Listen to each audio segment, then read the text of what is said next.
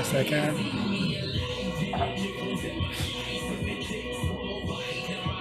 Shabbat shalom, family. Shabbat shalom.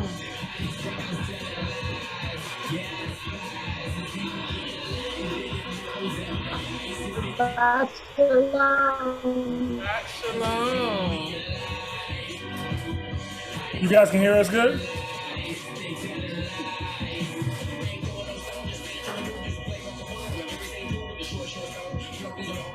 Coty, Christine, Shabbat shalom. You can hear us okay? How's it Shabbat. going? Shabbat Yeah, you guys sound good. Good. Okay, beautiful, beautiful. That's what we was concerned about. I gotta pray for it. The internet said I haven't decided if I want to work for y'all tonight. We need them prayers. Mm-hmm. We got to rebuke the prince of the power of the air tonight. I'm telling him on it. He gonna be on it.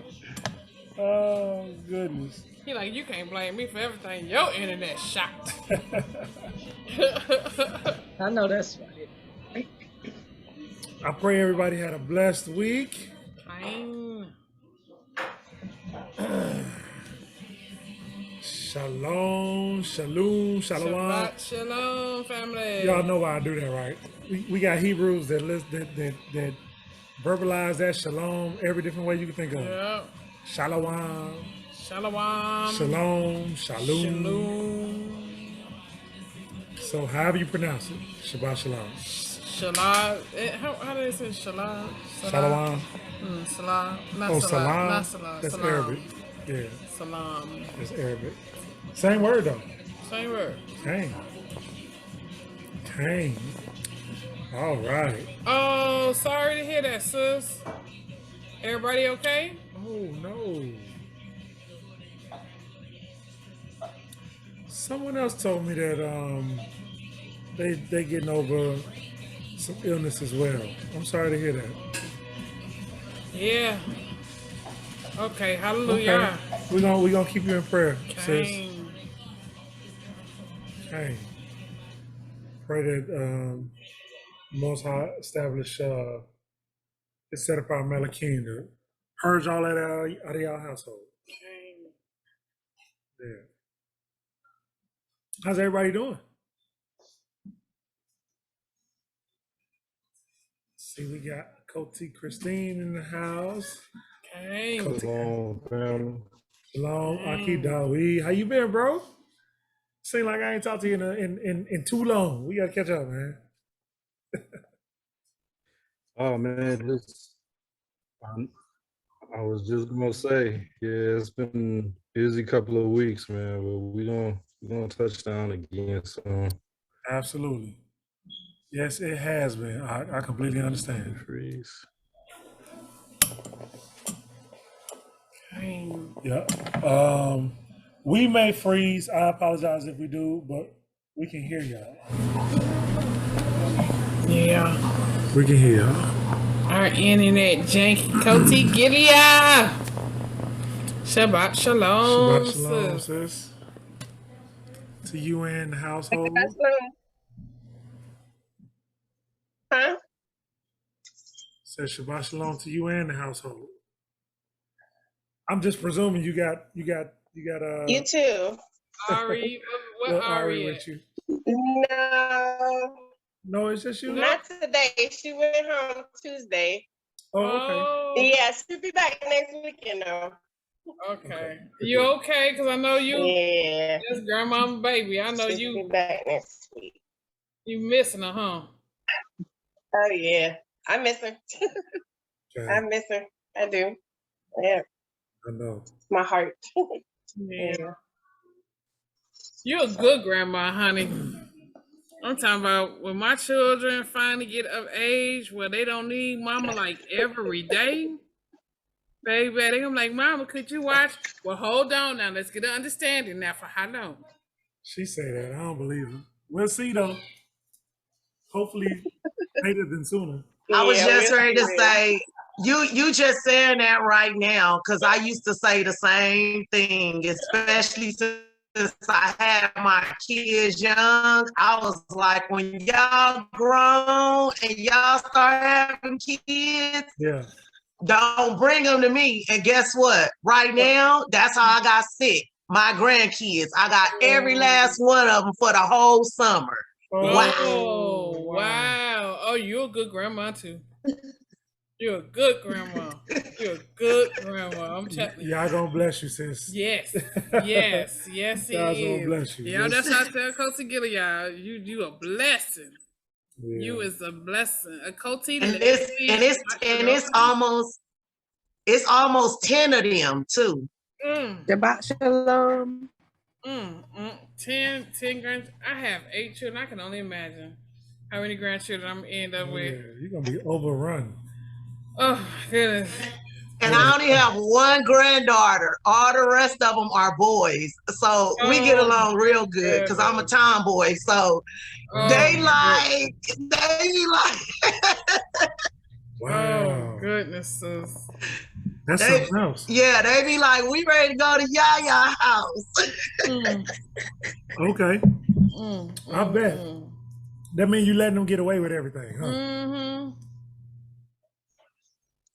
No, because I'm a real disciplinarian and but I don't have to really do anything, you know what I mean? Just my stern voice and how I am, they fall right in line. They said they ain't messing with you. So I don't have an issue with them. I got you. That's what's up. Hey, Shabbat shalom, Coach Natasha. Shabbat shalom, sis. Coach Natasha in the hills. Shalom. Hey. Hey, hallelujah. Hey, how's everybody's week, man? Yeah, I never really had no issues with our children either. Like disciplinary issues, not for real. No, I know, because he a drill sergeant. Like we be seeing people in the, in the stores and the grocery stores, and sometimes I be looking at Real like, I don't get it. I don't understand why they having them type of issues. We never had those issues. I think Shlomo made it a lot easier. I mean, it wasn't easy, but I just think it'll be a lot harder without him because, like, everything. With this many children, I'm sure. Everything he do is all about order. I don't care if it's like eating dinner. You know what I'm saying? Like, sitting down to watch a movie, preparing to go out of town, preparing to go to town. You know what I'm saying? Like going outside to do yard work. Everything is like, okay, everybody get a count. Now I'm giving everybody their orders. And then I'm talking about, he be like, what you doing there? What you doing there, soldier? And I'm like, these are children. They're children.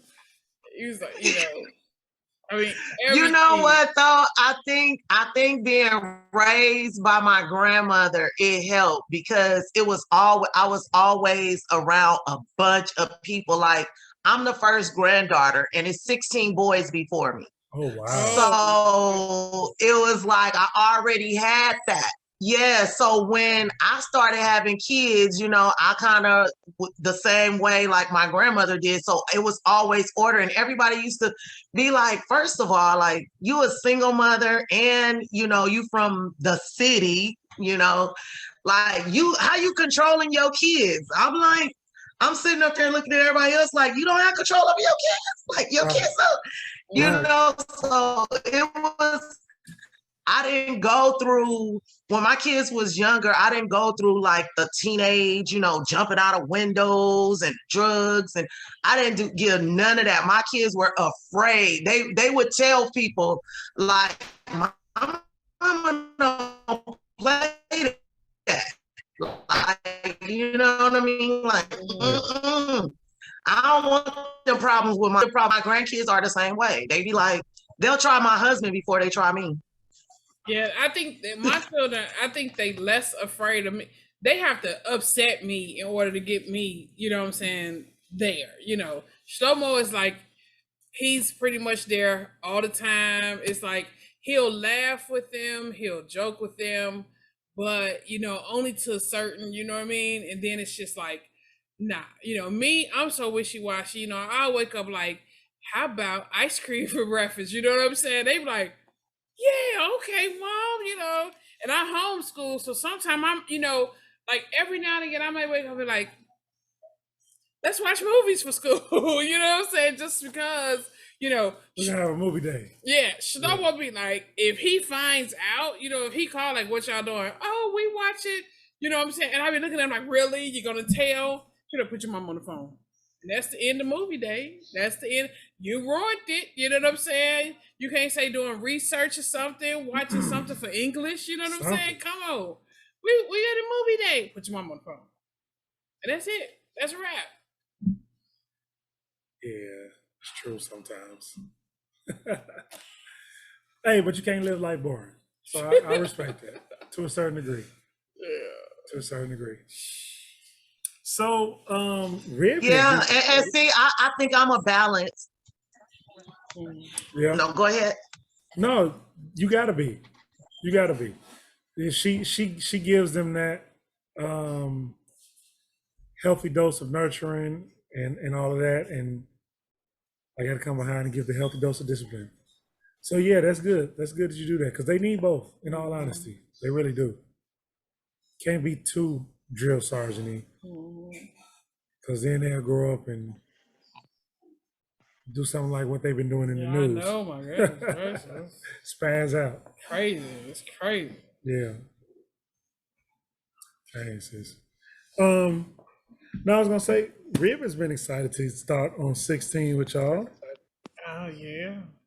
You ready to get to it? Yeah. Yeah. What'd you say? What's that noise? Say again. Is it a bird over there? Yeah, tell him stop, please. It sounds like a bird. Yeah, go tell him. Thank you. All right, let's Hey do it. babies. Oh, look at all them children. Oh wow. Hey babies. Shalom, Shabbat shalom, Shabbat y'all. shalom. Look, they all finna jump Look, on my all camera. my children want to see. Just because y'all came, well, look, go ahead, Come go ahead, on. go Come ahead. on, y'all can look. Get it on out the way. 1, 2, 3. Oh my goodness. Few of them went on station 4, 5. The big ones in their bedroom. Yeah, the big ones, Shabbat shalom, little Shabbat ones. shalom, y'all.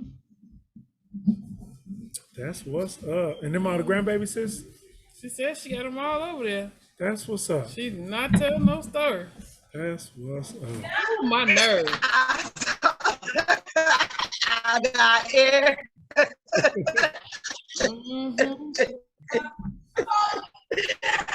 I told you I love them. They so my kids put them on a plane to me. Okay. How long was the ride?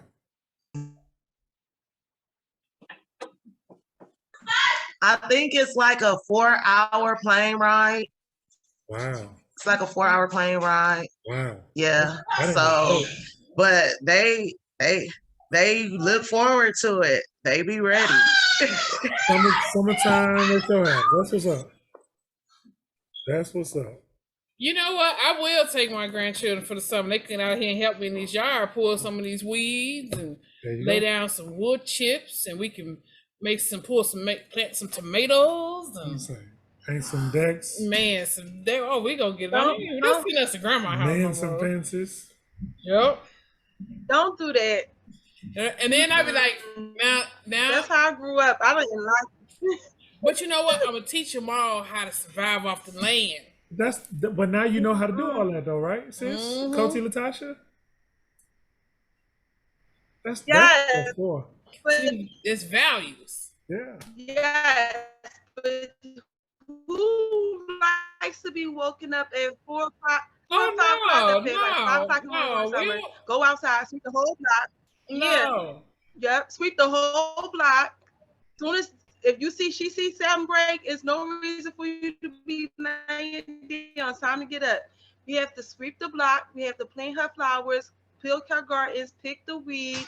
We got to paint the sidewalk because like who paints the sidewalk? Why are we painting the sidewalk? No, my grandma. You know what you just informed me?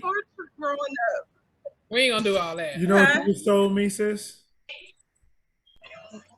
You just let me know that I've been slacking. I've been letting my children sleep in Let me tell you something. to the right 6 o'clock. My children been sleeping in until 6 o'clock They only wake up And- at 6 with him. and complaining about getting up at 6. I didn't know that they supposed to be getting up at 4:30. You just helped me out. I did not know that. But that makes sense.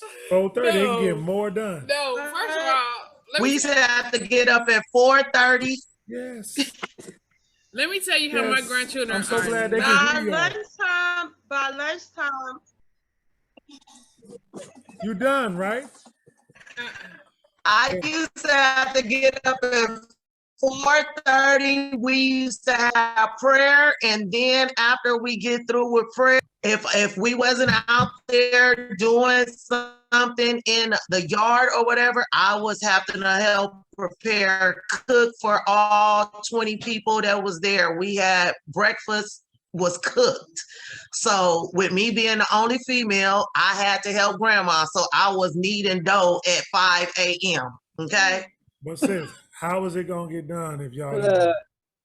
And how would y'all be the people y'all are today if y'all wasn't out there doing Let me it? tell you how my family know. Look, don't nobody even say anything to me Don't know before 8:30 nothing. and coffee.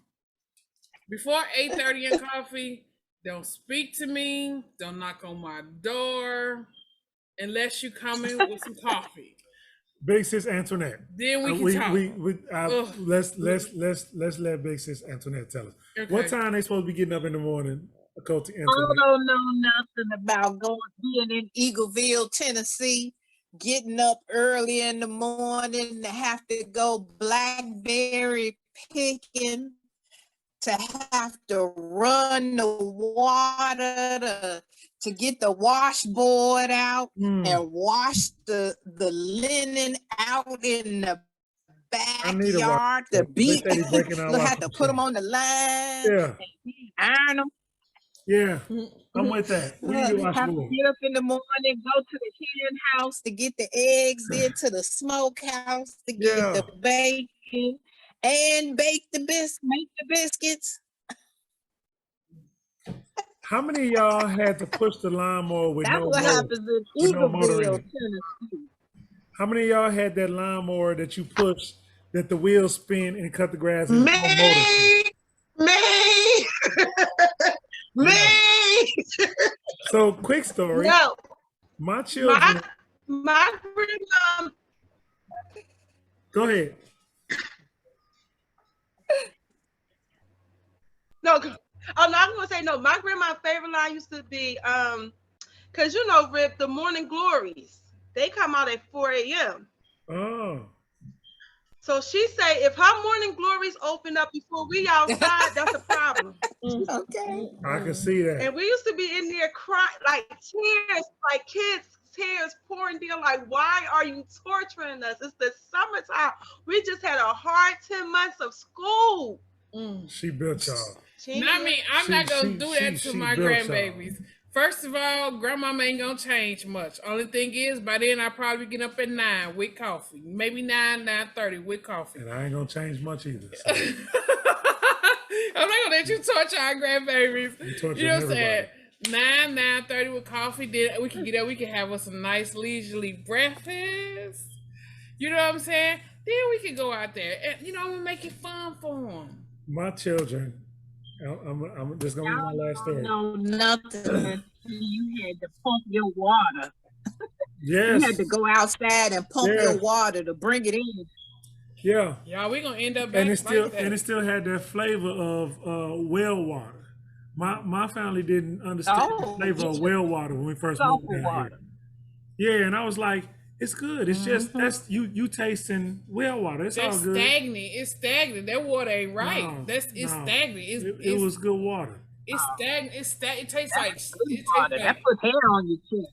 it puts up. Let me tell you something. You remember that little girl from that movie The Signs where she say it's contaminated? That water No. contaminated. I'm gonna tell you, it's I better, tell it's about better this than city contaminated. water. It's better than city water. But you know what? One of the ox showed us they put a hole in the ground Spring water, and they got some water out the ground and that water was good natural spring. because that But water wells- was gushy. Those wells was tapped when into natural springs as well. Where do you think they get that good Fiji water from? Yes, natural spring water. Yeah. That you buy in the store. I don't High- buy feed. Eternal, high in eternal, alkaline. that water. Yeah, that eternal water is actually bottled in the Smoky Mountains of Tennessee. Well, see, I like that Ozarka water. I like that Ozarka They water. filter it. I like all those spring waters because it's constantly flowing. So if it's constantly flowing, then the bacteria and Well, that's what all that spring stuff is. just ain't sitting there Yeah. like that well water. Everything just sitting in there Mm-mm. festering and It's still a just- spring. just- It's tapped into the spring. No, so, bro. so when with the well It's- water, it's what it is still they a drill down to spring. the water table. So the same spring water that you got, they drill down to the water table. It's still running water. That water smell like fart. It's well It water. smell like That's fart. why you have to take the pump. The pump is that it's hydraulic. So the pump actually pulls the water up from the water table, and that's what makes it come out. But we drank it. It's just like that. hydraulic. Well, Shabbat Shalom, Koti Celeste. Let me tell you something. I guess I still got a little city in me because I couldn't get down. I bought my water enough at all. We had some of that spring water straight out the ground sometimes. That was good. Now that water was different. That water was really good. Before the they doing all that fracking, so they steal all the water out the ground. Yeah. Hey, Shabbat Shalom. Shabbat Shalom. Okay, y'all ready to jump it off? Well, our internet cut off. I'm telling we better get it in quick because our internet going fast. Okay. All right. Hallelujah. Picking up Hallelujah. Numbers chapter 16. Number 16. All right. And Korah, son of Yishar, son of Kohath, son of Levi, took both Dathan and Abram, the sons of Eliab, and On, son of Peleth, sons of Reuben, and they rose up before Moses with some of the children of Israel, 250 leaders of the congregation, called ones of the meeting, men of name. And they assembled them against Moses and against Aharon. And they said to them, enough of you.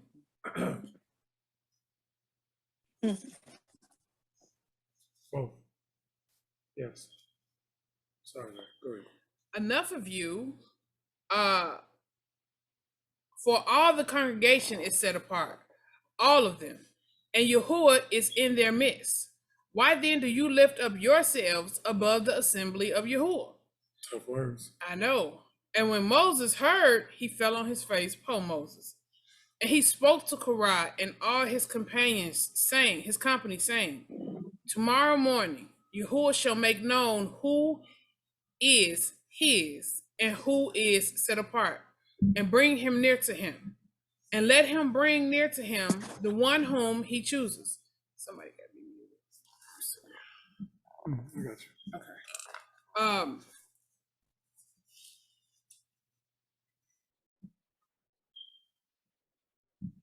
Okay. Picking up at 6. Do this. Take fire holders, Korah and all your company, and put fire in them, and put incense in them before Yahuwah tomorrow. And it shall be that the one whom Yahuwah chooses is the set apart one. Enough of you, sons of Levi. And Moses said to Korah, hear now, you sons of Levi. It is little to you that Elohim of Israel has separated you from the congregation of Israel, to bring you near to himself, to perform the service of the dwelling place of Yahuwah, and to stand before the congregation to serve them, and that he has brought you near to himself, and you and all your brothers and the sons of Levi with you. Yet you seek the priesthood as well. Man, wow, look when that spirit started. Oh my goodness. They was just getting jumped off. And Korah was like, I should be high priest. You know what I'm saying? Okay. Therefore, you and all your company are set against Yahuwah. And I heard wrong. What is he that you grumble against him? And Moses sent to call Dathan and Abram, the sons of Eliab. But they said, we ain't coming up there. Is it little that you have brought us up out of the land flowing with milk and honey to kill us in the wilderness, that you would also seize total rule over us? Also, you have not brought us into the land flowing with milk and honey, nor given us inheritance of fields and vineyards. Would you bore out the eyes of these men? We are not coming up. And Moses became very displeased and said to Yahuwah, do not respect their offering. I have not taken one donkey from them, nor have I done harm to any of them. Then Moses said to Korah, tomorrow you and all your company shall be there before Yahuwah. Oh, pause for a second. You go ahead and finish that last sentence. You and they and Aharon. Okay, just a side note. So this is an interesting read in Josephus as well. And what we looking at here is an incidence where they politicking, right? I know Rhea says she hate the politics among Israel. My goodness. But that's what's going on here. Josephus gives a little bit more detail. Korah is a man of means. He studied, but he's also he has money. He's well to do, and so Korah starts waging a campaign, telling the rest of the nation that of all of the people of Israel and of all of the Levites, it would simply make sense that somebody who is well off and studied and well respected should be in the leadership position. That's what he's telling him, basically. And he basically starts telling him it's only natural, of course, that Moses would assign his brother as a high priest, being as though that's his brother. Of course, what else would he do? But don't you think that it make more sense that me, somebody who's been a man in good standing, somebody who has money, so he's not going to take a bribe, somebody who is studied, just like Moses is, like, if anybody just looked at this logically, if y'all can tell, I already been yelling all afternoon. I'm losing my voice already. Anybody who looked we at had this a good dinner though, logically would clearly see that I should be the high priest. And so this is the first place that I think of, that I can think of anyway, that we see an instance of whether or not, like, if y'all ever wonder about voting, whether or not we should be voting, you're gonna read it, and I'm gonna give you some more details on what Josephus said about this situation. But he telling them, okay, you want to run in this campaign and see who's gonna do what? Come on, everybody who want to run for this position, although y'all already chose, you don't believe in it, y'all chose. Everybody who want to run for office, step forward. I wouldn't.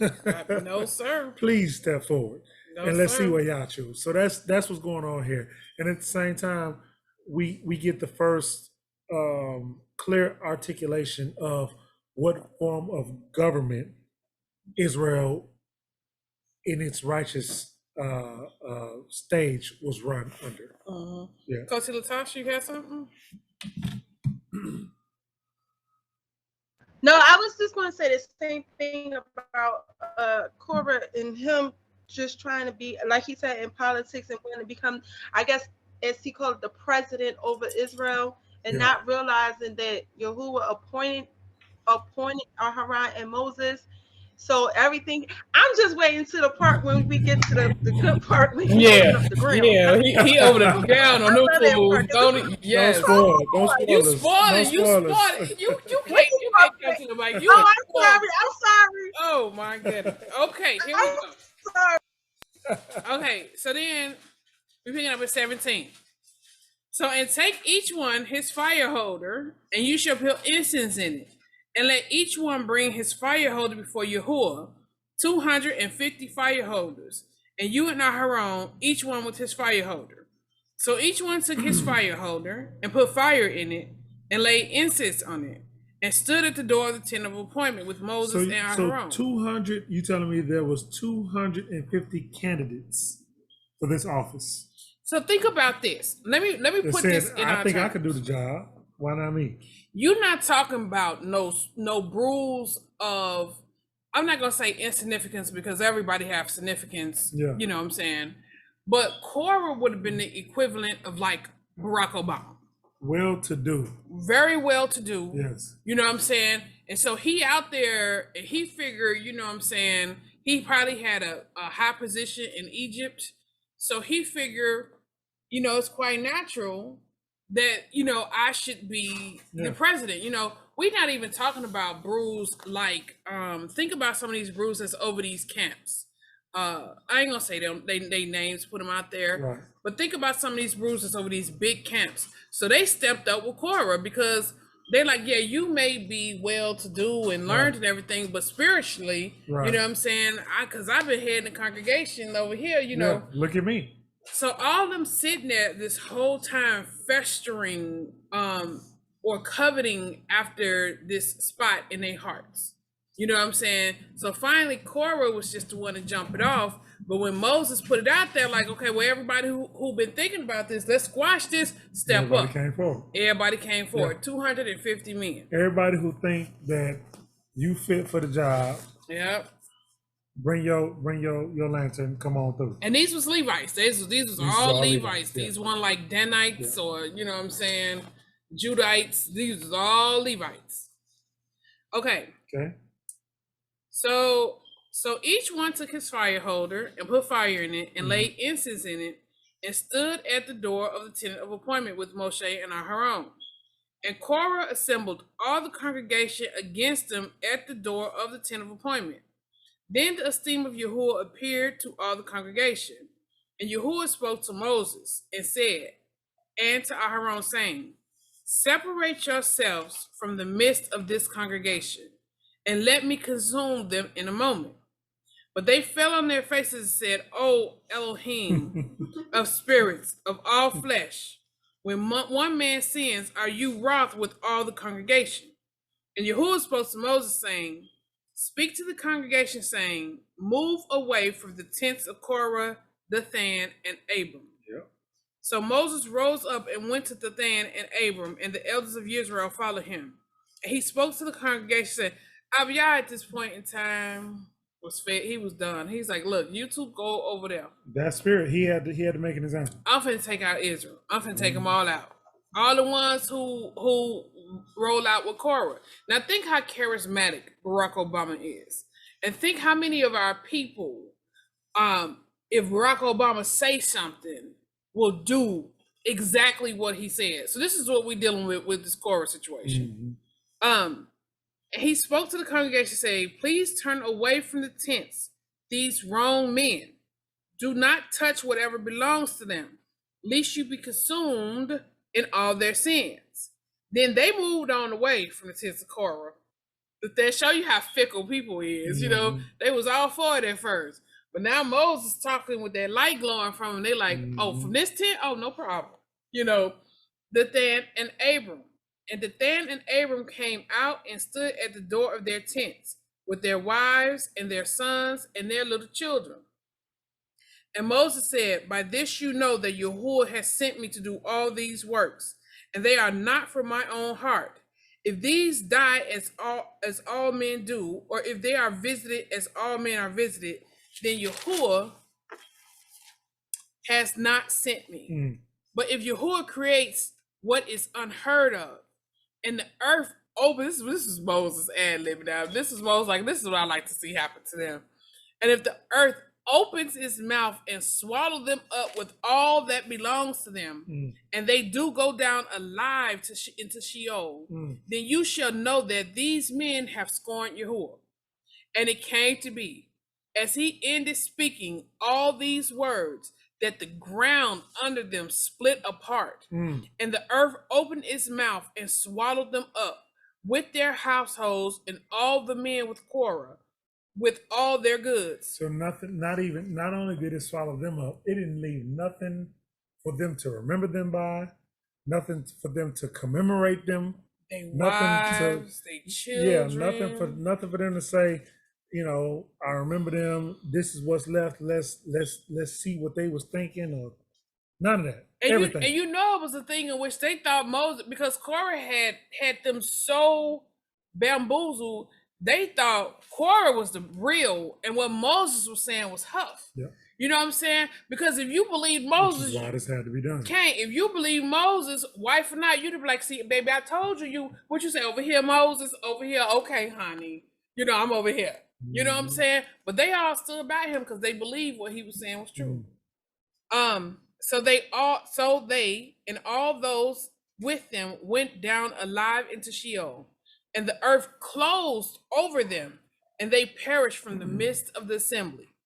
And all Israel who were round about them fled at their cry, for they said, lest the earth swallow us up too. And a fire came out from Yahuwah and consumed the 250 men who were offering the incense. And Yahuwah spoke to Moses, saying, say to Eleazar, son of Aharon, the priest, to pick up the fire holders out of the blaze, for they are set apart, and scatter the fire some distance away.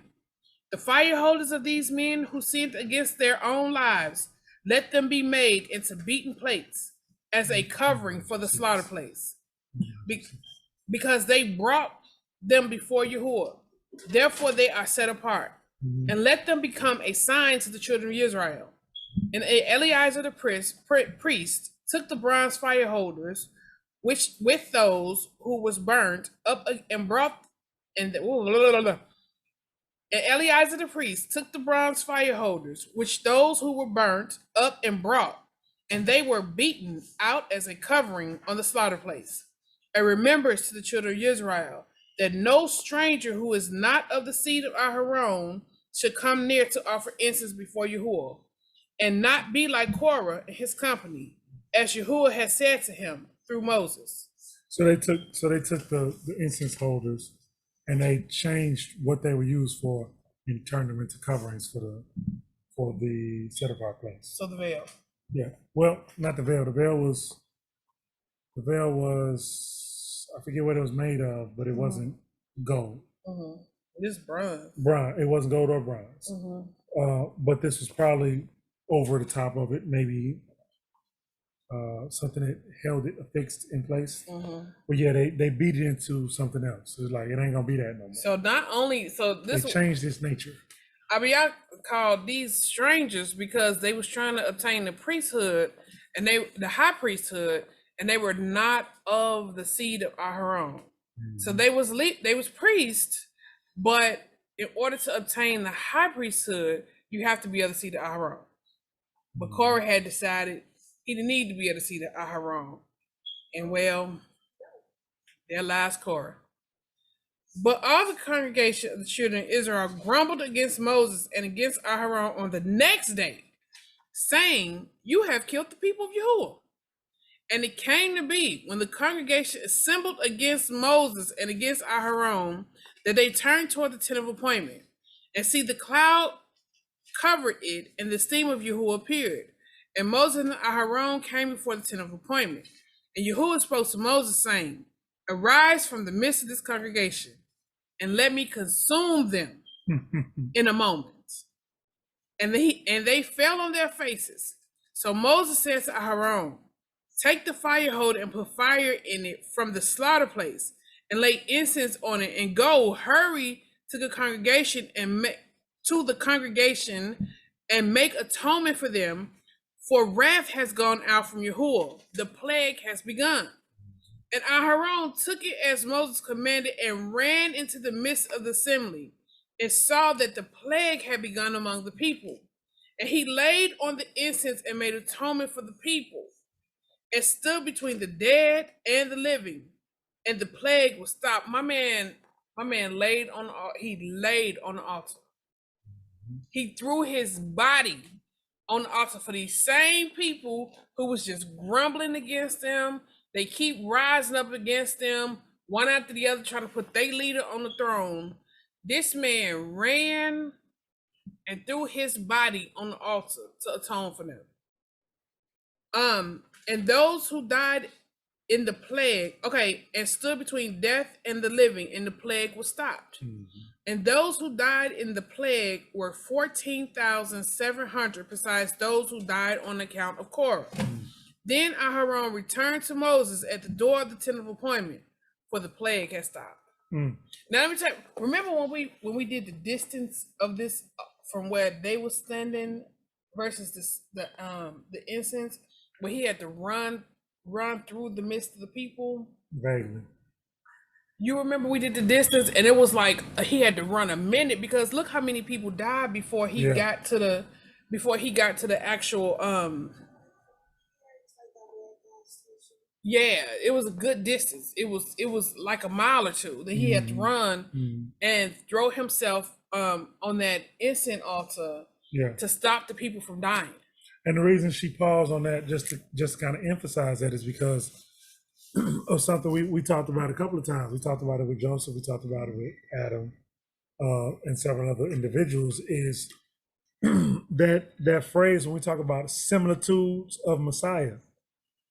And this is one of those instances where was it Moses or Aharon? Aharon was a similitude of Messiah. So we see Moses' similitude of Messiah, but here we see the similarities between Aharon in his righteous action, being embodying that spirit and doing what Messiah would have done. And so the plague, even though they disregarded Moses, even though they disregarded Aharon, the plague was overtaking the people, and Aharon, being the high priest, Messiah was the high priest, being the intercessor between the nation of Israel and Yahuwah, Messiah is the intercessor between the nation of Israel and Yahuwah, offered himself, right? Literally, he quite literally ran and threw his physical body on the altar, which was where they sacrificed all of the meats that was offered up for atonement, literally. So even though he didn't die, he literally put his physical body on the altar as a sacrifice. On the altar of incense, on the altar of incense. It's an image, if you really think about what he did, that is a shadow of what Messiah was going to come and do when Messiah came and did what he did. We had no respect for Messiah, just like they had no respect for him, yet he still offered himself on our behalf. I see we got two hands up, Koti Latasha and then Koti Leslie. Or Koti Latasha, you lowered your hand? Oh, no, I hit it by accident. No, I was going to say the same thing because I was having a discussion with my aunt about the Messiah and his sacrifice, and she was saying that it was nobody else according to the scripture. That I said, but I saw that. That's why this is my favorite chapter. I'm like, in the book of Numbers, Aharon did it for the people so it could stop the plague. I said he didn't die, but it still was like a symbolizing of what the Messiah was coming to do. And she was like, and then I had to show it. That's the thing. They always call me Old Testament, but that's the thing. If you don't look in the Old Testament, you're not going to understand the New. So I don't understand why people say that, but that's their favorite. They call me Old Testament, but it is what it is. But I was telling her, this is what I was telling her, like as far as when he says you're willing to sacrifice yourself for your brother or for your sister, and I was showing her like what Aharon did for the for the congregation of Israel, but I don't know. Sometimes I think people read it and they don't understand it, or they read it and they just skip by it because they don't think it's important. Yeah, and see the key to connecting one with the other, the original testimony or the original covenant with the renewed covenant is what we was reading about in Hebrews, especially like when we was in Georgia, we was looking at in Hebrews where it says that the temple that was laid out for Moses to teach the children of Israel how to build was a shadow of the true. Well, if we can understand that the temple was a shadow of the true, then we should also be able to look and see if there were other shadows of things that he gave us, physical representations of something that was a spiritual thing that has not yet been manifested. So the temple was that, but here we seeing that the seat of the priesthood was that as well. So all of those physical priests and all the physical high priests, just like we talked about in the Melchizedek study, were simply a shadow of what Mashiach was coming to do as a high priest. And that was an example. That was just another example of that. It was illustrating beforehand and foreshadowing what Messiah was going to come do. Yeah, they got to make the connection by understanding how Hebrews connects one with the other and what is actually being said. Mm-hmm. Coty Leslie. Yeah, I was just wondering when they say the plague, do we know what plague, or was it like what was it a specific plague, or do we know kind of what that meant? No, the best we get is that they was dropping dead. I was looking at it in Josephus as she was reading it, because I was tempted to show y'all some of the differences, but yeah, that's Korah again. Let me see if it gives any more specifics.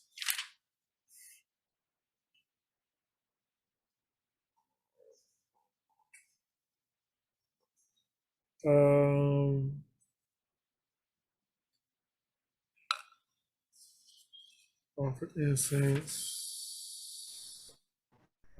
No, All no. I said is like it was covered in a cloud. Yeah. So do y'all think it may have been like black smoke? It probably was death. It's the death angel, I believe. Death angel was let loose. Everything it passed, it dropped. That's death. Take them souls with them. Everything it passed, it just snatched the soul. Yeah. Your soul is mine. But no, I don't see, anyway, I'm gonna speak for myself. I don't see any more specifics other than whatever it was causing them to drop dead on the spot. And had not Aharon did what he did by offering, throwing his whole body on the altar of incense, that death angel would have continued to consume. Yep. So in other words, what I'm saying is, what Aharon did as a high priest was acceptable to Yah. Yep. Because Abiyah could have consumed Aharon. Yes. On that altar. He could have let the fire, you know what I'm saying? And Aharon offered it. He offered it. He laid himself on that altar. He offered it. Like to show, for these people, I'll die.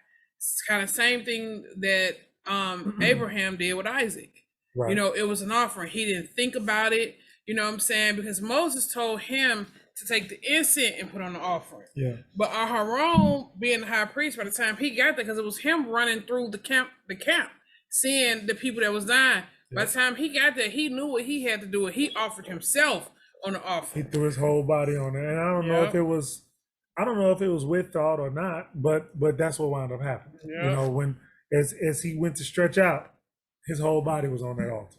Yep. Yeah. And it was significant enough that it was noted. Yep. It was not just one place, but two. Yeah. So there's your second witness. So, okay. Anything else? So we move on to 17. You're not. Go ahead, sis. Yeah, I understand that it had to happen, but in my head, I still can't get past how you watch the ground open up and he swallowed these people and he killed 250 people, and then y'all come back not 2 weeks, not 2 days,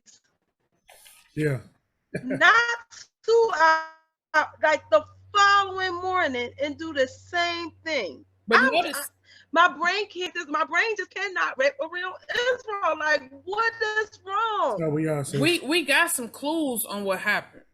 So first of all, the devil, very clever, very convincing on some of them leaders, okay? Some of them leaders were still working, you know what I'm saying? Especially with the top 250 being gone. Now you got runners up stepping up like, okay, now it's my time to take, and they convincing the people, first of all, that wasn't Yahuwah that did that. That was Moses. Notice what they said. They said, you killed Yahuwah's servants. So they thinking Moses doing some kind of voodoo or some kind of hocus pocus and caused the ground to open Well, because they still got the Egyptian mind state, Yep. Mitzrayite mind state, where they Yep. feel like, you're gonna lower these deities to an equal playing field as opposed to putting Yah above all. Mm-hmm. So even though Yah came and proved himself to be above all, the creator, the most high, they got short-term memory. Yep. But let me read you a little bit about Korah real quick, since we're still talking about it. Korah in the book of Josephus, book 4, says Korah was a Hebrew of principle account, both by his family and by his wealth.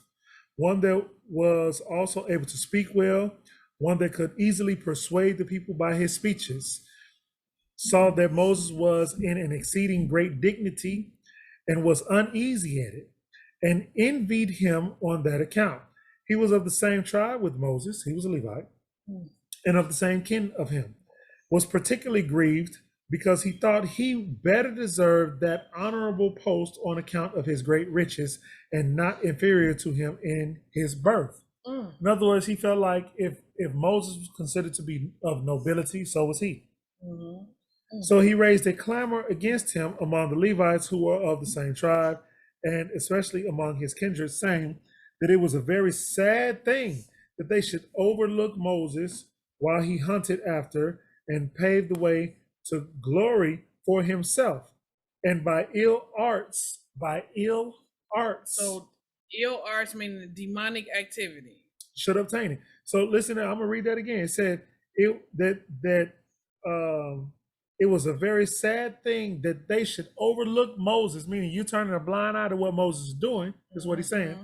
That they should overlook Moses while he hunted after and paved the way to glory. In other words, you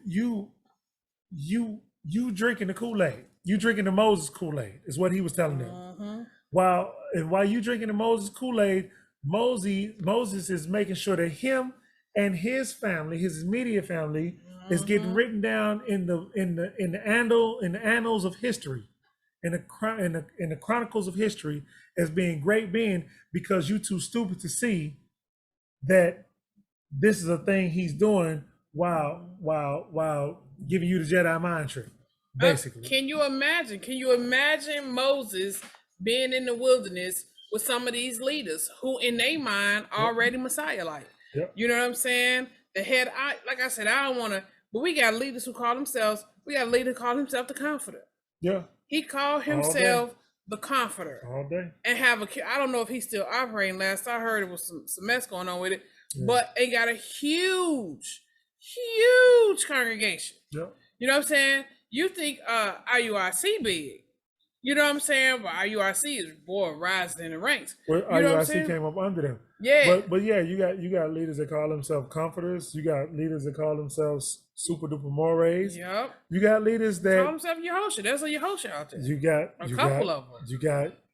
You got leaders that call themselves Yah. Or Yahoo. Yeah. You got leaders that allow their followers to create images of Messiah, but the images of Messiah look like the leader. Look like the leader. It's the leader's you face understand what I'm saying? On the image of Messiah. And there's more than one. So so don't think I'm just talking about one. There's more than one. There's probably more than 2 or 3. Yeah. And so this spirit was in the earth and is in the earth. It ain't going nowhere. It ain't going nowhere, and it's gonna happen again. The same thing you seeing. No, it's happening. It ain't gonna stop happening until it's corrected. Gonna be in that wilderness with this mess going on. Yeah. Trust me. I'm not gonna read the rest of this, but book 4. This particular story is in Josephus book 4, containing the interval of 38 years from the rejection of that generation to the death of Moses. And that is starting in chapter 2. It's really good. It gives you some more back details on what she just read.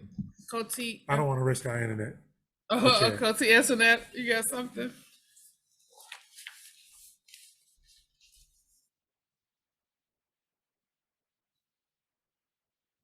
Did we freeze? Can y'all hear I'm us? sure it's a delay. Oh, no, that was me. Okay. I was saying that also they were already familiar with the works of Balaam. So they Very true. knew about people who, charlatans, basically, because that's what Balaam was. Mm-hmm. Yep. Okay. Yep. Yeah. Yeah. Mhm. 100% right, big sis. 100% right. Yep. Okay. Chapter 17. We're talking about those evil ways. That's where they got them from. Yes. Mhm. Yep. And then you had the two that was in Egypt contending with Moses and Aharon. They That call was themselves going, Balaam. Balaam his son. and his sons, yeah, Mhm. going tit for tat. Everything Moses and Aharon did, they call themselves doing the same thing. It wasn't Yeah. the same, but they call themselves doing the same thing. Yeah. Yep. Okay, Numbers chapter 17. And it reads, Torah. And Yahuwah spoke to Moshe, saying, Speak to the children of Israel and take from them a rod from each father's house. All their leaders, according to their father's houses, 12 rods. Write each one's name on his rods, and write Aharon's name on the rod of Levi. For there is one rod for the head of each father's house. You shall then place them in the tent of appointment before the witnesses where I meet you.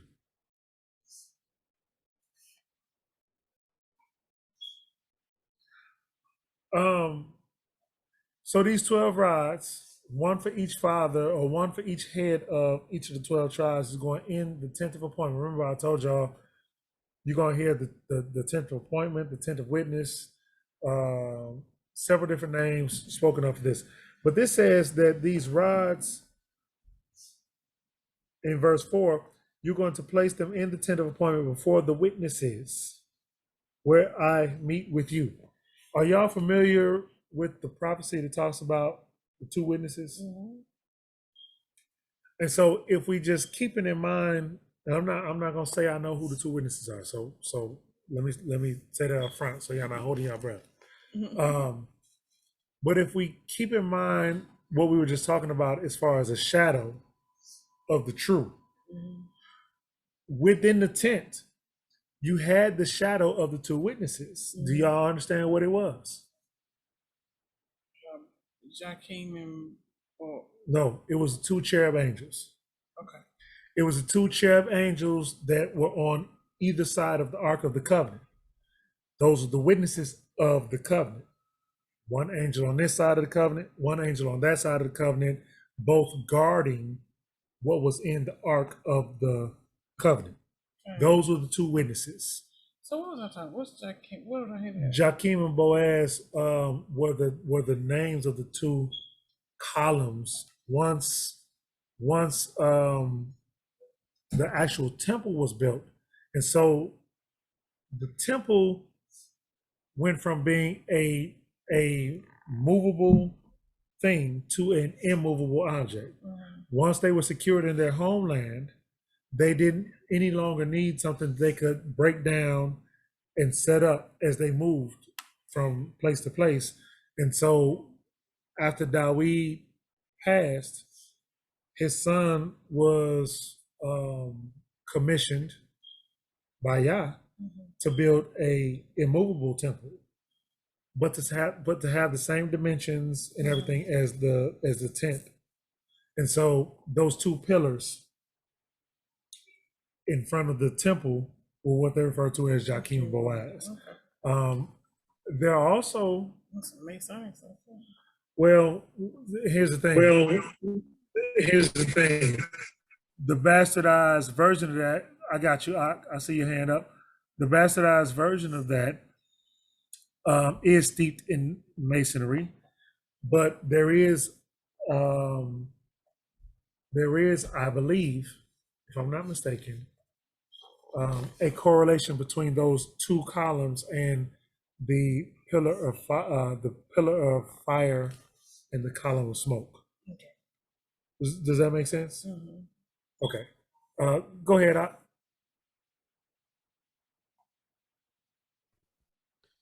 Yeah, not to nitpick, or in that verse, number 4, it says, "You shall then place them in the tent of meeting before the witness." I'm just trying to make sure we're not talking about the same thing. Mhm. Is it the witnesses? Is that what you were referring to? The Oh, two where witnesses, or are we before the talking about witness something? came, because it's it's not witness says there. You're right. You are right. It doesn't say witness says. It says witness. So the tent of appointment before the witness, I still see it as the same thing, because the witness is, you got, in several places in scripture you got heaven and earth, but you've also got these two covering angels over the ark of the testimony, or the ark of the covenant. So you're right. It does say singular right there, but I still see it as the same thing. Just because if I'm keeping scriptures whole and in context, um, and thinking about that prophecy, I see witness and witnesses. Torah says, "Let all things be established by 2 or more witnesses." So even though it says witness right there, I know that there's 2 cherub angels over that. So I still see the 2, and then I'm still thinking about the prophecy. You know what I mean? That's what I see. Let me be clear. That's what I see. Okay. So when you was comparing it to the pillar of smoke, I mean the smoke and the fire. Mm-hmm. So in a way, can't those two be witnesses protecting the covenant? 100%. So look, we were guided through the wilderness by, in the daytime, what? Smoke, Smoke, cloud, cloud, yeah, cloud, cloud. At nighttime, fire, a pillar of fire. right? Okay. When we read the prophecy about us leaving out of captivity the second time, it says we're going to be guided out on 2 wings Of a great eagle. of an eagle. And it says the same way we came out of Egypt. Mm-hmm. And so it's alluding to this idea that there was Melachim guiding us through the wilderness, and there will be Melachim again guiding us when we come out of this second captivity. Now, the reason I attach that to Hebrews is because I'm still dealing with this idea of him giving us something in our physical understanding to help us understand a spiritual thing that may not be upon us at this time, but that we should understand, so that when the time comes, we have a good understanding of it. You understand? So you've got that with the temple. Mm-hmm. You got that with the 2 witnesses. You got that with Messiah and the seat of the high priesthood.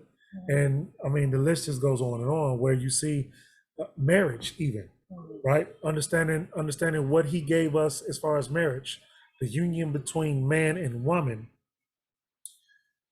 how that works, what the roles are, is only to help us understand the nation's relationship with him. You understand what I'm saying? Does that make sense, y'all? All of these things are simply a physical thing to help us understand something that he wants us to understand spiritually, is what I'm saying. I hope that makes sense. That's what I see anyway. That actually, that can be so, that can actually get very deep, because if everything we're given in this earth and in this what's called like reality, you know, it's just an image of what already is. Yes. So we learn, he tell us in the scripture that the war is already won, or just go claim something because it's already done, or the victory is already yours. Meaning something already happened on the spiritual, and we just walking it out in the reflection. So we Right. just the reflection of, you know, even our bodies, you know, Messiah. Okay, I hope I'm not gonna get too up there. But Messiah said, "I go to prepare a place for you." Mm-hmm. My Father have many mansions. Mm-hmm. If that wasn't so, I wouldn't say, right? Right. So we know that we're going to eventually have a heavenly body, Mm-hmm. a heavenly body that already exists. Mm-hmm. So at some point, a marriage happens Mm-hmm. where, you know, the scripture called it a transformance of such, Mm-hmm. where, you know, Yes, translated. a translation does happen. And so everything we know, when Moses was building the temple, he told us that was Abiyah told us that was just a resemblance of what already exists in heaven. Right. And so yeah, I mean, this earth, this what we doing, we just walking out the spiritual and the physical. You know what I mean? If that makes sense. You know what I mean? Yeah. There's another scripture that talks about, and that's in Hebrew again, where it says that it is necessary for the copies of the heavenly ones to have a better offering as well. So the copies of the heavenly ones, being the angels, to have such an offering as well. And there's another scripture that says that even the angels are I'm paraphrasing now, are cheering us on. Yeah. Because the book of life is written. Yep. The book of life is written. And what we're doing in our walks in this earth is we are either solidifying that our names are written in that book, or we are removing our own names from that book. The Heavenly Father wants us to make it. He don't not want us to make it. But through our own actions and choices, we can remove our own name from the book of life. That's true. Because it's how you have somewhere he looked for that scripture. Yeah, I was just gonna say it almost reminds me of like also when the Messiah was talking to Timothy, when he said, you see me, you don't believe, but blessed are those who don't see me and do believe. Yeah. Yes. It almost reminds me of that. Like we know that this is going to happen, and because we believe, like you said, our names would be written in the book of life. I pray. I know. But it almost that's going on in the spiritual world. Like the battle was already won. Yeah. Yeah. So it almost reminds me of that when he was talking to him and just saying, like, just have that faith. Yeah. I have a theory. Cole, I ain't cut you off, did I? Because it went quiet over here. It's a delay. Hello, Cole? No. Okay. No. Okay. Oh no. I was done. Okay, yeah, because so on our end, it's like going in and out, so I never know when y'all like finish. Okay, I have a theory. Now again, this is just a theory. Let me prerequisite that. Okay. Apparently we're always been programmed to believe that the angels kind of got it good, and they're like these super beings who can do and stuff that man can't do. But you know how it is. Anything that's not you is better. You know what I'm saying? Like the angels, are so much better with, their situation or whatever may have you, right? But if that was true, why did the angels fall? Okay. And then not only that, just like the scripture he just pointed out when he said that even the angels is cheering us on. Because I'm trying to find that. Something happens at that marriage, even for them. And so it's like you fighting in the physical, I'm fighting in the spiritual, let's continue to fight so that when we come together, there's you know, we're not the only one that benefit from that. You know what I'm saying? Something happens that the angels rooting for too when this marriage happens, when we're made whole. You know what I mean? This is my theory, you know. Oh, Coty said it's Luke 15:10. Thank you, sis. And so, because there's a scripture in Revelations where it say the angels praise Messiah because of what he did, because what he did benefited them too. It saved them too. When he died for our sins. So it saved them too. So he saved those bodies that they're like their homes. I don't know. It's like they're our home, but we're their home too. They're rooting for, you know, they want us to win on the physical while they're fighting on the spiritual. You know what I'm saying? I guess. But like I said, that's just my theory. I mean, you know what I'm saying? Don't no super duper mores come at me like, where does it say that? You know, it's just my theory. That's one of them. That's not the one I was referring to, sis, but I'm gonna read that. That is one of them, and it does give you the same idea. So Okoti Latasha referred us to Luke chapter 15, verse 10. And it says, I say to you in the same way that there is joy in the presence of the messengers, that's the angels, of Elohim over even one, I'm adding even, over even one sinner repenting. Yes, that is definitely given the same sentiment. The one I was thinking of, I want to say is in Revelations, but I didn't find it yet. I'm wondering, is that one when he said, blessed is he who opened up, who was found worthy to open up the seals? Is that the one you're talking about? No, I don't think so. It's okay. I'll find it. I'll post it when I find it. Okay.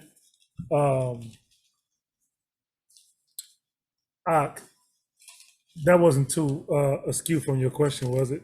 I know that went. I know we went kind of out there. all over the place, other than what you asked. But was that helpful at all? You're right. First of all, it does say witness. Not Yeah. witnesses. No, that was fine. Yeah, that was fine.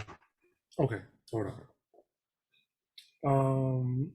Koti Latasha, your hand was just up. Did you have something else?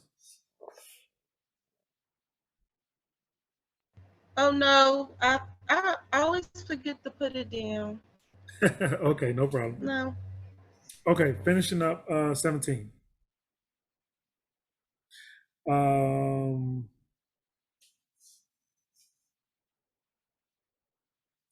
7. So Moses, or Moshe, placed the rods before Yahuwah in the tent of the witness, and it came to be on the next day that Moshe went into the tent of the witness and saw that the rod of Aharon of the house of Levi had budded and brought forth buds and blossomed and bore ripe almonds. And Moshe brought out all the rods from before Yahuwah to all the children of Israel. And they looked, and each man took his rod.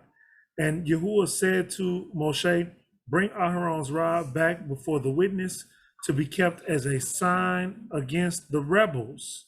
Against the rebels. So this was a camp. This was a vote.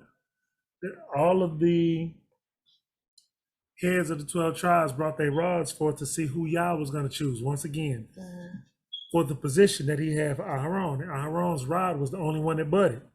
And it happened before the witness. And they said, now that that happened, bring that rod to be with the witness now, from now on. And that's what it said. And Yahuwah said to Moshe, bring Aharon's rod back before the witness to be kept as a sign against the rebels going forward, so that you put an end to their grumblings against me. They wasn't grumbling against him, right? They was grumbling against Moses and Aaron. But he equated that to grumbling against him in what we read. to put an end to their grumblings against me in what I chose, I'm adding that, lest they die. And Moshe did as Yahuwah had commanded him. So he did.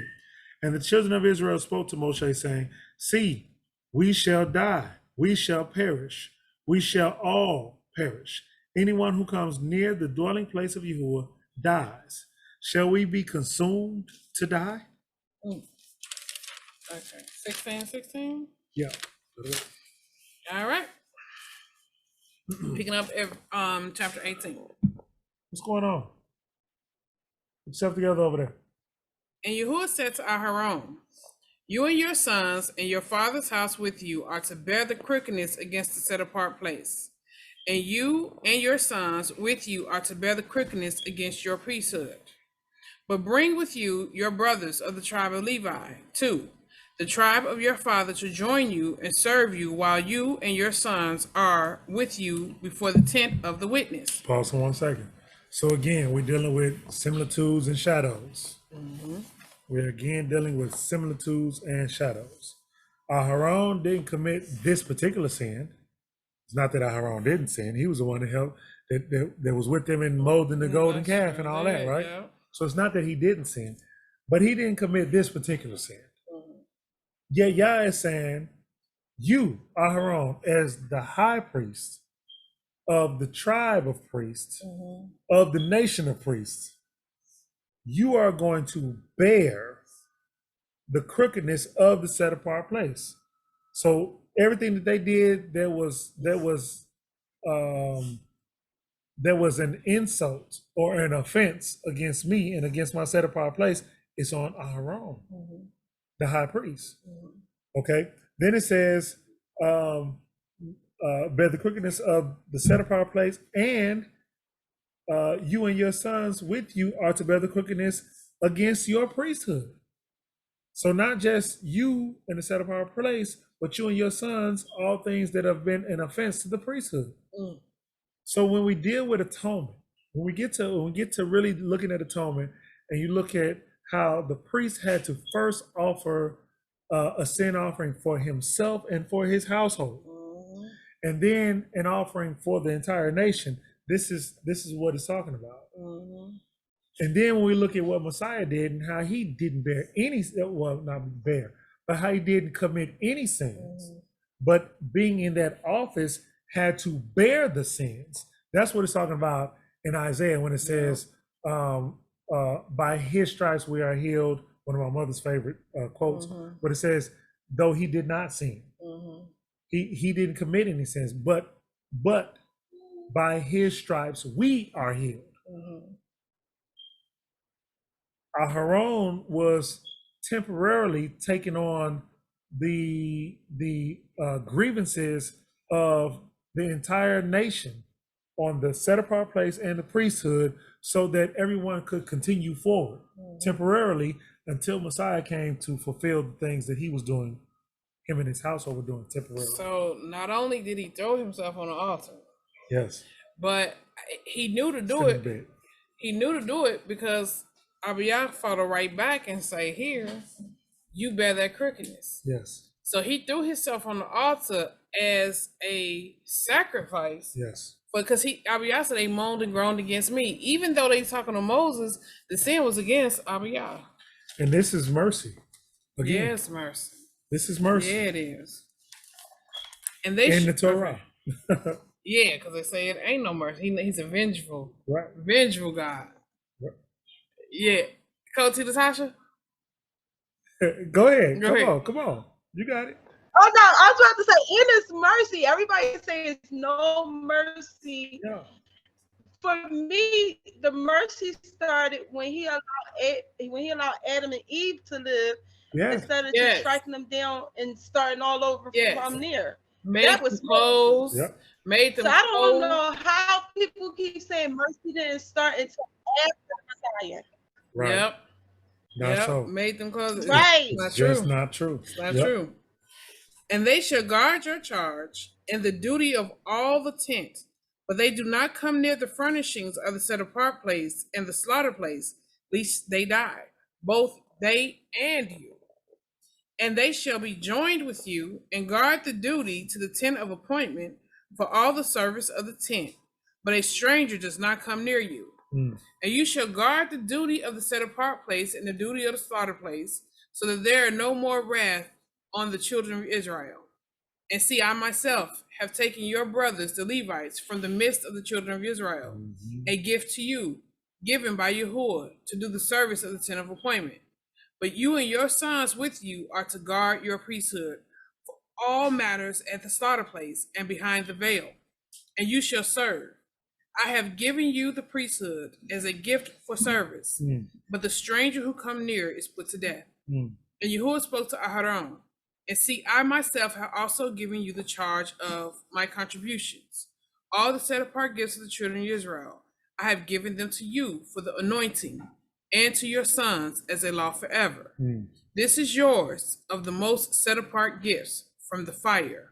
All their offerings, all their grain offerings, all their sin offerings, all their gear offerings, which they render to me. All their money, all their gold, all their silver, all their bronze, all this, all the tax calves. refunds.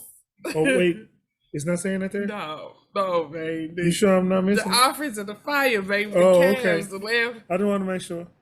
Okay. No, the 401c3s, the cars. No. This also is yours, the contribution of their gifts with all the wave offerings of the children of Israel. I have given them to you and your sons and daughters with you as a law forever. Okay. Everyone who's clean in your house eats it. The gold? No. Oh. They eat it. They gotta eat it. Oh, okay. Okay. All that is dedicated in Israel is yours. Everyone opening the womb of all flesh which they bring to Yahuwah, whether man or beast, is yours. But to ransom, you shall ransom the firstborn of man and the firstborn of the unclean beast you ransom. The ransom their ransomed ones when one new moon old, according to your valuation, 5 shekels of silver, according to the shekel of the set apart place, which is 20 gerahs. But the firstborn of a cow, or the firstborn of a sheep, or the firstborn of a goat, you do not ransom. They are set apart. Sprinkle their blood on the slaughter place, and burn their fat as an offering made by fire for a sweet fragrance to Yahuwah. And their flesh is yours, as the wave breast and as the right thigh is yours. All the contributions of the set apart gifts which the children of Israel present to Yahuwah, I have given to you and your sons and your daughters with you as a law forever. It is a covenant of salt. All our covenants included salt. It is a covenant of salt forever before Yahuwah, with you and your seed with you. And Yahuwah said to Aharon, you are not to have an inheritance in their land, nor any portion in their midst. I am your portion and your inheritance among the children of Israel. So again, I know we talked about this when we read through Leviticus, but anybody who's just tuning in this episode, of the 12 tribes, 11 of those tribes had something to give to the tribe of Levi as a contribution for the temple and for the land that Levi lived in. Levi did not have any inheritance but Yahuwah. We just read that. Yahuwah said, I am your inheritance. But Levi's brothers contributed to Levi, and of the best of that, he contributed to Yahuwah, and what was left he had for himself and for the storehouse, and what was in the storehouse was for the widows and the fatherless and the poor. Amongst the Levites, they were a big tribe. Yes, 100%. That's how they ate. That's how they had clothes and stuff. Okay. 22. And let the children of Israel no more come near the tent of appointment, lest they bear sin and die. Because the Levites shall do the service of the tent of appointment, so they themselves bear their crookedness, a law forever, throughout your generations. Throughout your generations mean what? Forever. Forever. Okay. Forever. That among the children of Israel they are to have no inheritance, but the tithes of the children of Israel. The tithes, the grain, the wine, the oil, the meat, the tithes of the children of Israel, There's a few shekels thrown in there. which On they special present occasion. as a contribution to Yahuwah, I have given to the Levites as an inheritance. That is why I have said to them, among the children of Israel, they have no inheritance. The tithes is Levi's inheritance, along with Yah. Outside of that, they have no inheritance. Everything else is given to them by their siblings. And Yahuwah spoke to Moshe, saying, even the land they had was given to them by their siblings, and by Yah. And Yahuwah spoke to Moshe and said, speak to the Levites and say to them, when you take from the children of Israel the tithes which I have given you from them as your inheritance, then you shall present a contribution of it to Yahuwah, a tenth of the tithe. In the book of Leviticus, it says the best tenth. So if all your brothers and sisters are giving you 1/10, you're supposed to then take 1/10, the best of that tenth, and give it and contribute it to you. So if you got some steaks, Yeah, the juiciest, most prettiest steak, go to Yah go to Yah. as an ascending offering. And the That fragrance. means it's burnt up completely. Then you go ahead and grill the ones y'all gonna eat. Yeah. After that, the best wine as a wine offering, the best grain Best of the flour. as a grain offering or as a flour offering. I don't know how you differentiate the best dollar from that dollar or the best coin from that coin. And I also don't know how you burn that and it causes a sweet fragrance. I keep saying this because I want y'all to clearly be able to understand and articulate if someone asks you and know where to go to defend your position if somebody asks you about the tithes. Like, why are you not giving them 10% of your check that you earn? Your income taxes. There was absolutely a place for money in this tithing, and that place for money was if you was too far to bring your cattle, your grain or whatever, you sold it. And then when you got to Jerusalem, you purchased the best that you could find with your money, and you would still bring what you then purchased to the Levites. I think there's one feast where I think you're supposed to bring a few shekels. There may be. I can't. There may be. It's one feast where you are supposed to bring a few shekels and offer, but it's one feast. Yeah. Let me tell you, it's not every Sunday, and you know what would happen if you go to church and put a pan of chicken wings in their offering plate. Put some a block of frozen chicken wings in that offering plate. You know what happened to you? If my wife came in and brought her turmeric that she just harvested, my turmeric. this This is what I your got. portion of the turmeric I Right. harvested. Come on, Man, they sis. gonna show you right on out that church. Get that crate. Yeah, probably put hands on you. Yeah. Or try to. Tell you. Come on to the mic, sis.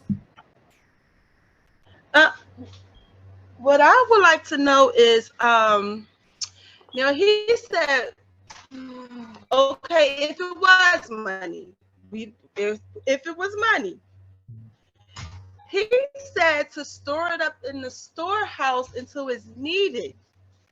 So what I want to know is, over all these thousands of years, if all the church been collecting all this money, where did it go? Because at this point in time, we're in a recession, and I need some of it.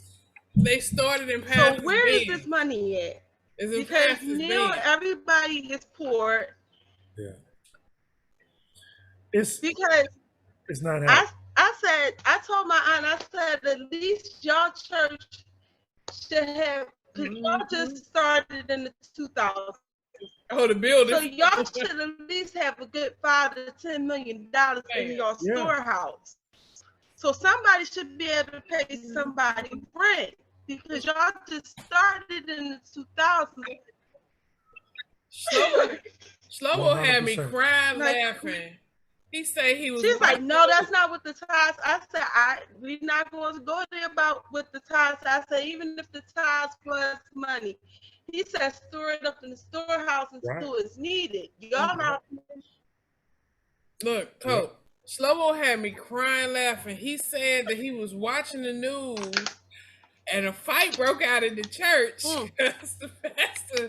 The pastor asked everybody to give $1,000. That was my man, Shula King. He said he asked Shula everybody King. to give $1,000. I guess somebody stood up and said, "Nigga." Excuse me. I said, I wasn't gonna say that no more. Oh my God. I'm telling you what happened. This is what happened. All right, fam. So, no longer live. Our internet didn't allow us to finish it live, and I apologize, Salakia, sincerely. But we're gonna finish this out so that I can add it to the actual video. Okay? So we're picking up in the book of Numbers, chapter 18, verse 24. And it says, "But the tithes of the children of Israel, which they present as a contribution to Yahuwah, I have given to the Levites as an inheritance. That is why I have said to them, among the children of Israel they have no inheritance.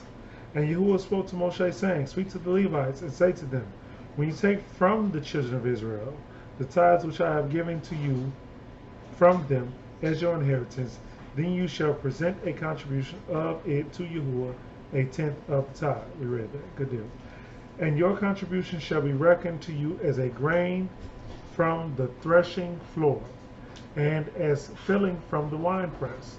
Thus you also present a contribution unto Yahuwah from all of your tithes which you receive from the children of Israel. And you shall give from it the contribution to Yahuwah, to Aharon the priest. From all your gifts you present every contribution due to Yahuwah from all the best of them." So only the best for the best. "The set apart of them." Beautiful. "And you shall say to them, when you have presented the best of it, then the rest shall be reckoned to the Levites as the yield of the threshing floor." Agricultural term, right? Definitely not coin. I ain't talking about the gold. "And as the yield of the winepress, and you shall eat it in any place, you and your household, for it is your reward for your service in the tent of appointment. And bear no sin because of it, Eli, when you have presented the best of it, and do not profane the set apart gifts of the children of Yasharal, lest you die." We have an example of that. Okay. With Eli. Okay, absolutely. He profaned it. Eli's sons was taking the best for themselves as opposed to giving the best to, among other things. They was taking a lot of things for themselves, stuff that didn't even really belong to them. Right. Even of the nation. Yeah. Physically. Yeah. When they like sleeping with people, wives, Yeah. Tell me, sister, let me clean you. We see the same thing happening in the church today, right? So do. Okay. So do. And I like to say it's just the church. But we see it happen with the nation. Yes. I have heard. Sadly but true. I've heard about, and like I said, I just heard about it. Oh, actually, in one situation, I witnessed it. Brothers taking other brothers' women and stuff, man. Passing their sisters around like confetti. Gotta do better, Israel. Gotta do better. So anyway, that's gonna close us out. Yeah, too bad we don't have our end of the night chatter that I know you love. I apologize for the technical I apologize for the technical difficulties. We are gonna get it together, fam. Yeah, we getting better. Y'all blessing us to work at it. We get every every so often we get something better. See, we got a better camera. It's better. It's better. Do us a favor, family, as we bid you Shabbat Shalom.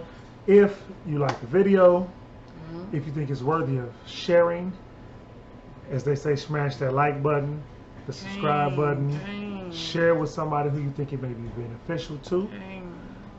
If it is something that is of value, let all praise be due to Yahuwah, Ba'ashem Yahusha. Yeah. And with that, we say shalom, shalom, shalom. Yes, I'm too blessed to be stressed because I've been blessed by the best. I'm cold as fresh. Yes, I'm cold as fresh. Yes, I'm too blessed to be stressed because I've been yeah, we gonna run it like that. I say yes. I'm too blessed to be stressed. Nevertheless, I must confess. Yes, this is Project Wake Up Jacob. On the Sabbath we rest and reflect upon his goodness. Because we are guided by the Ruach Kodesh. Yes, whenever I get dressed, yes, I'm dripping Kodesh fresh. Yes, this style fit me down to a T. Because I'm a ruffian, discussing precepts from the holy manual of his constructions. And TZ's cover 4 corners of my garment. Greet me with shalom before you step into my carpet. Y'all is not the author of confusion. I beg your pardon, but Yahuwah's Oath can stop it before it's even thought about. Too blessed to be stressed because I've been blessed by the best. I'm cold as fresh.